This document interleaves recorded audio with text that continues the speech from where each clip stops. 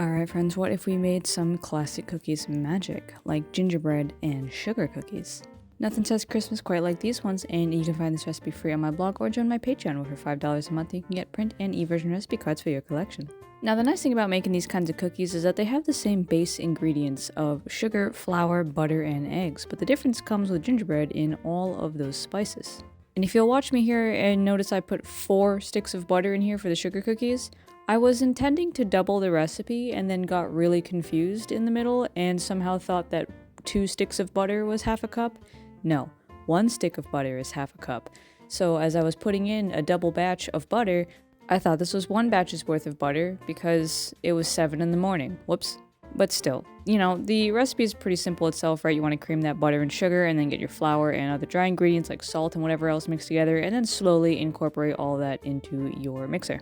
I say slowly because if you do what I did the first time and just put all the flour straight in there, you might find that the flour fucking explodes and just makes a gigantic mess all over your table.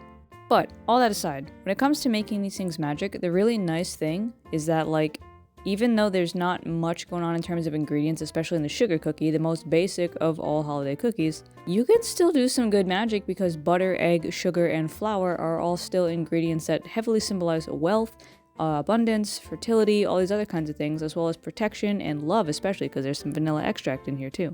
And with gingerbread especially, what's really cool is that molasses. Molasses is the leftovers, the byproduct of making, sugar out of sugarcane. And taking something that's a waste product, a byproduct, something that once would maybe consider useless, and turning it into a delicious and flavorful ingredient, baby, that's alchemy. That is an ingredient that can help you take what is bad and seemingly useless and turn it into gold. And of course, you want to think about the fact that when you cut out cookie shapes, there's magic that can be done there too. For instance, with sugar cookies, these are the ones I always made with my mom growing up, so they have a lot of comforting, sentimental value to me that I can also imbue into the dough. But if you have a cookie shape that is a gingerbread man, you can do some really good sympathetic magic with this. Sympathetic magic being, using a representation. So if a gingerbread man looks like a man, you might charm them with love spell magic, or you might charm them with, abundance and protection of the people that eat them. Oh, and back to the butter thing. Here's what a normal sugar cookie looks like with a proper butter to flour ratio, and here is what a cookie looks like with too much butter. As you can see, it loses its shape, it gets kind of really burned and almost bubbled at the bit. If you ever have a cookie that looks like this after baking a normal amount of time, it means you got way too much butter in it, like I did, because I fucked up. But at least my ratio of flour to butter wasn't too bad with the gingerbread. The gingerbread actually ended up being a sugar cookie consistency, and so it's more like a sugar bread cookie, I guess. But again, sympathetic magic, right? And even though the recipes I used said they'd only make 20 to 40 cookies, I ended up with over 100, so fuck yeah.